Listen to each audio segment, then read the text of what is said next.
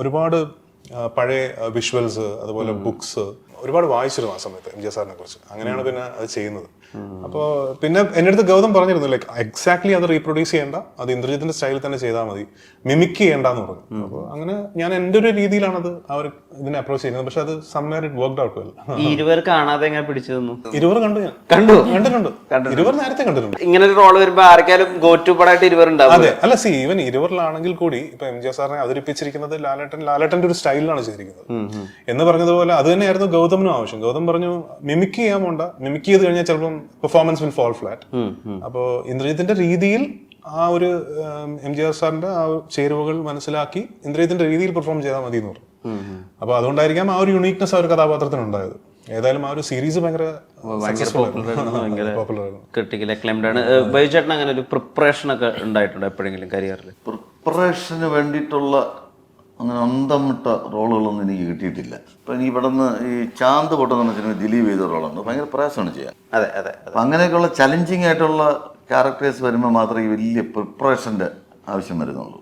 അല്ലാത്തതിനൊക്കെ നമ്മൾ ബിഹേവ് ചെയ്താൽ മതി, വലിയ അന്തം വിട്ട് അഭിനയിക്കേണ്ട കാര്യമൊന്നുമില്ല.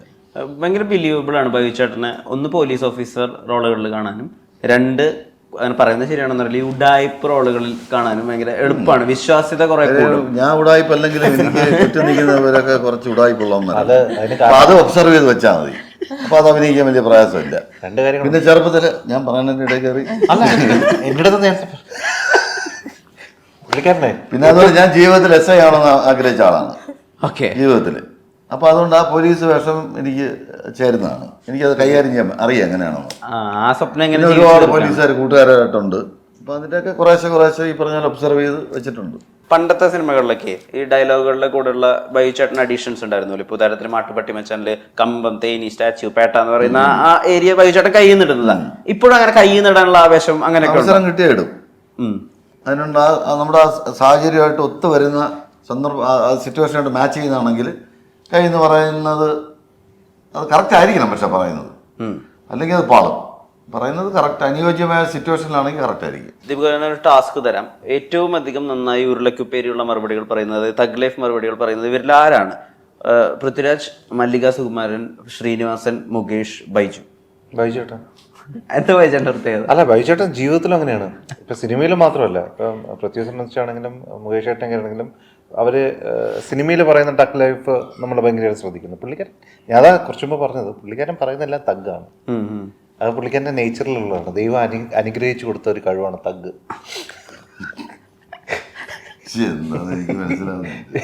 അല്ല, പുള്ളിക്കാരനെ അല്ലാതെ പരിചയമുള്ള ആൾക്കാർക്ക് അറിയാം. നമ്മൾ സാധാരണ സംസാരിക്കത്തില്ലേ, ഇത് ഡയലോഗിന് വേണ്ടി പറയുന്നതല്ല, പുള്ളിക്കാരൻ പറയുന്നതിൽ ഒരു തഗ്ഗുണ്ടാവും. ബൈചേട്ടാ, ഈ മകളുടെ വിവാഹമൊക്കെ ഉണ്ടായിരുന്ന സമയത്ത് ഒരുപാട് മീഡിയക്കാർ വന്നിട്ട് പ്രതീക്ഷിച്ച് വരുന്നവരൊക്കെ വന്നോ എന്നുള്ളൊരു ചോദ്യം, അതൊരു വിവാദം ഉണ്ടാക്കാൻ വേണ്ടിയിട്ടുള്ള ചോദ്യമാണ്, അതിനൊരു കൊളുത്തുണ്ട്. അപ്പൊ ഉടനെ പറയുന്നത് വിവാദം ഉണ്ടാക്കാനാണല്ലോ മെയിൻ പരിപാടി നിങ്ങളുടെയൊക്കെ. സമയമുള്ളവര് വരും, അല്ലാതെ സൗകര്യമുള്ളവര് വരും, അല്ലാത്തവര് വരില്ല. പിന്നെ വേറെ കാര്യമുണ്ട്, ഞാൻ വിളിച്ചിട്ട് എന്റെ മകളുടെ കല്യാണത്തിന് വരാത്ത ഒരാളുടെയും മക്കളുടെ കല്യാണത്തിന് ഞാൻ പോകില്ല. എനിക്ക് അത്രേ ചെയ്യാൻ പറ്റുള്ളൂ, എനിക്ക് വേറെ ചെയ്യാൻ പറ്റില്ല. അല്ലേ? അതെ. പരിഭവമൊന്നുമില്ല, ആരോടും പരിഭവമില്ല, പണക്കമില്ല, ഒന്നുമില്ല. ഈ വിക്കിപീഡിയ പേജ് എടുത്താലേ അതിനകത്ത് ഫിൽമോഗ്രഫി, അക്ലോഡ്സ്, അവാർഡ്സ് എന്നൊക്കെ പറഞ്ഞിട്ട് കോൺട്രവേഴ്സി എന്ന് പറഞ്ഞിട്ടും കൂടി ഒരു ഏരിയ ഉണ്ട്, വിവാദങ്ങൾ എന്നുള്ളത്. ഇതെപ്പോഴെങ്കിലും എടുത്ത് വായിച്ചിട്ടൊരു സ്വയം പുനർചിന്തനം നോക്കി ഞാൻ ഇനി ഒരു താരത്തെ പോലെ ബിഹേവ് ചെയ്യും, താരത്തിന് മനുഷ്യന്മാരിൽ നിന്നൊക്കെ കുറച്ച് മാറി കുറച്ച് വെയിറ്റ് ഒക്കെ ഇട്ട്, അങ്ങനെയല്ല, കുറച്ച് മിതമായി സംസാരിച്ച് ആൾക്കാരെ പോലെയൊക്കെ ജനിച്ചു വളർന്ന ആൾക്കാരുണ്ട്. കുറച്ച് സിനിമയിൽ അഭിനയിച്ചെന്ന് വിചാരിച്ചിട്ട് നമ്മള് വേറെ വലിയ ആളാണ് നമ്മൾ സ്വയം ധരിക്കേണ്ട കാര്യമില്ല. സാധാരണ ഒരു മനുഷ്യൻ തന്നെയാണ്.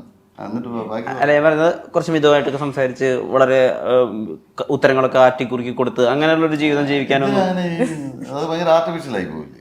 നമ്മളെന്താണോ ജീവിതത്തിൽ, നമ്മുടെ ബിഹേവിയർ എന്താണോ, നമ്മുടെ രീതികൾ എന്താണോ, അതുപോലെ അങ്ങ് ജീവിക്കാന്നുള്ളേ ഉള്ളൂ. കോൺട്രവേഴ്സീസ് ഒന്നും നമ്മൾ മനഃപൂർവ്വം ഉണ്ടാക്കുന്നതെന്നല്ല, അതൊക്കെ സംഭവിക്കേണ്ടതാണ്, അതൊക്കെ വിധിയാണ്, അത് സംഭവിച്ചിരിക്കും, വരേണ്ടതൊക്കെ വരും. ഇപ്പോൾ തിരുവനന്തപുരം എന്നുള്ള സിറ്റിയുമായിട്ട് ഒരുപാട് ബന്ധമുണ്ട്. ഇപ്പൊ ആദ്യ ഷോർട്ട് ഫിലിം നടക്കുന്നത് തിരുവനന്തപുരത്താണ്. തിരുവനന്തപുരം ജന്മദേശമാണ്. ആനി അല്ലേ, ആനി തിരുവനന്തപുരത്തെ സ്ക്രീൻ ടെസ്റ്റ് അവിടെ. അതെ അതെ.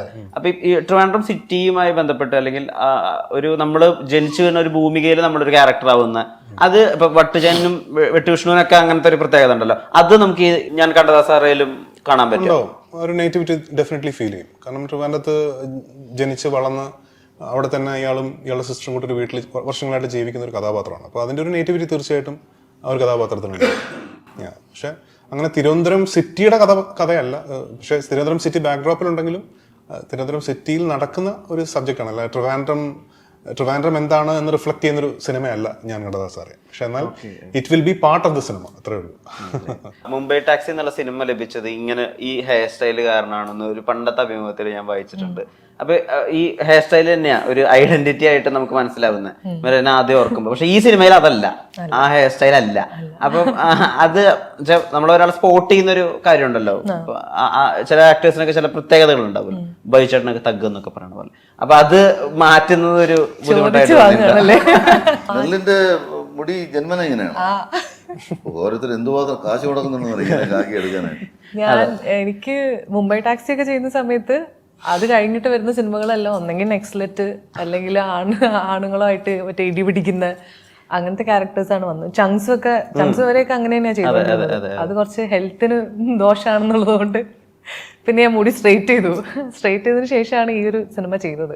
അപ്പം ഈ ഐഡന്റിറ്റി പ്രശ്നമുണ്ട്. അതായത് മുടി വെച്ച് പറയുമ്പോൾ നമ്മളെ പേര് ചില ആളുകൾക്ക് ഇപ്പോഴും കൺവിൻസിങ് അല്ല. കാരണം ഞാൻ ആരോടത്തെങ്കിലും മെറീന എന്ന് പറയുമ്പോൾ ഹാപ്പി വെഡിങ്ങിൽ സോഫിയ എന്ന് പറഞ്ഞ പേര് കുറച്ച് ആൾക്കാർ ശ്രദ്ധിച്ചിരുന്നു. അപ്പം ഈ നമ്മൾ ചെയ്ത സിനിമ പോലും ആ പാട്ട് പാടുന്ന സീനിലുള്ളത് ഞാനാണെന്ന് പറയുമ്പോഴാണ് ആളുകൾ ഇതാക്കുന്നത്. ബിക്കോസ് ആ സീനിൽ ആ കടുവായി കിടുവ പിടിക്കുന്നതെന്നുള്ള സീൻ പോപ്പുലർ ആയതുകൊണ്ട് അത് അതിലേ അങ്ങ് പോയി. പിന്നെ സോഫിയ എന്ന് പറഞ്ഞ പേരാന്ന് വെച്ചാൽ അപ്പൊ എല്ലാവരുടെയും വിചാരം എന്റെ പേര് സോഫിയ എന്നാ. പക്ഷെ സ്റ്റിൽ ഞാൻ മെറീന എന്ന് പറയുമ്പോഴും ആളുകൾ ചുരുള മുടിയുള്ള ആള് എന്നുള്ള ആ രീതിയിലേക്കാണ് ഐഡന്റിറ്റി പോകുന്നത്. അപ്പൊ സിനിമ ചൂസ് ചെയ്യുമ്പോഴും അല്ലെങ്കിൽ സിനിമ എന്നിലേക്ക് വരുമ്പോഴൊക്കെ ഈ മുടി ഒരു പ്രശ്നമായിട്ട് എനിക്ക് തോന്നിയിട്ടുണ്ട്. കാരണം കൂടുതൽ ഭയങ്കര ബോൾഡ് ആയിട്ടുള്ള ക്യാരക്ടേഴ്സിനെ ആൾക്കാർ പ്ലേസ് ചെയ്യുന്നുള്ളൂ. ഇപ്പൊ ചെയ്തിരിക്കുന്നതും കുറച്ച് ബോൾഡ് ക്യാരക്ടർ തന്നെയാണ്, പക്ഷെ ഒരു ഡിഫറൻസ് ഉണ്ടാവും ഞാൻ പ്രതീക്ഷിക്കുന്നു. ബോൾഡിനും ഒരു വ്യത്യസ്തത. അതെ, ബോൾഡിന് ഒരു വ്യത്യാസം, ഒരു ട്വിസ്റ്റ്. ഈ ഒരു വട്ടം പക്ഷെ പോലീസ് യൂണിഫോം ഇട്ട് കഴിഞ്ഞാൽ അത് തുടരെ കിട്ടാൻ ഉള്ള സാധ്യത വളരെ വളരെ കൂടുതലാണ്. ഇന്ദ്രചേട്ടനൊക്കെ അതിന്റെ ഒരു എക്സാമ്പിൾ ആണ്. ബേസിക്കലി എനിക്ക് യൂണിഫോം ഭയങ്കര ഇഷ്ടമുള്ള ആളാണ്. അത് ഇത് പറയാനുള്ള കാര്യമാണ്. കാരണം എന്ന് വെച്ച് കഴിഞ്ഞാൽ ആർമി ആണെങ്കിലും പോലീസാണെങ്കിലും അപ്പം അങ്ങനെയുള്ള ക്യാരക്ടേഴ്സ് ചെയ്യുന്നതുകൊണ്ട് സന്തോഷമേ ഉള്ളൂ. യൂണിഫോം ഇടാൻ ഭയങ്കര ഇഷ്ടമാണ്. അത് സ്റ്റീരിയോടൈപ്പിക്കലാവും അങ്ങനെയൊന്നുമില്ല. കുറച്ച് പടത്തിലല്ലേ അഭിനയിച്ചുള്ളൂ, ഇനി ഒരുപാട് സമയമുണ്ടല്ലോ. യൂണിഫോം കുറെ ഇട്ട് സമാധാനമാവട്ടെ. ഇന്ദ്രചേട്ടാ, ഇപ്പൊ ഞാൻ കേട്ടിട്ടുണ്ട് ഇലക്ഷൻ എന്നുള്ള സിനിമയുടെ അകത്ത് വന്ന് ലൊക്കേഷനിൽ വരുമ്പോൾ തന്നെ ക്യാരക്ടർ ഉപയോഗിക്കുന്നത് ഒരു ഓഡി കാറാണ്. ആ ലക്ഷ്യത്തിലെ ക്യാരക്ടർ ഉപയോഗിക്കുന്നത്. അപ്പൊ അയാൾ കുറച്ച് റിച്ച് ആയിരിക്കും, കുറച്ച് സഫിസ്റ്റിക്കേറ്റഡ് ആയിരിക്കും. അപ്പൊ സംസാരത്തിലായാലും ശരി, ആറ്റിറ്റ്യൂഡിലായാലും അങ്ങനത്തെ ഒരു ഉപകൂൾ കാര്യം പിടിക്കണം, ഒരു റിച്ച്നെസ് കൊണ്ടുവരണം എന്നുള്ളത് ഒരു പ്രിപ്പറേഷൻ ആയിട്ട് ചെയ്തിട്ടുണ്ട്. അന്ന് ആ സിനിമ ചെയ്യുന്ന സമയത്തൊക്കെ പറഞ്ഞിട്ടുണ്ട്. ഇപ്പോഴും ചില പ്രോപ്പർട്ടീസ് ഒക്കെ കാണുമ്പോഴാണോ ഇന്ന ക്യാരക്ടറായിട്ടൊക്കെ അസോസിയേറ്റ് ചെയ്യുക? പ്രോപ്പർട്ടീസ് വെച്ച് ഞാൻ ക്യാരക്ടേഴ്സായിട്ട് അസോസിയേറ്റ് ചെയ്യാറില്ല. അത് സ്ക്രിപ്റ്റ് വെച്ചിട്ടാണ് നമ്മളൊരു ക്യാരക്ടറായിട്ട് അസോസിയേറ്റ് ചെയ്യുന്നത്.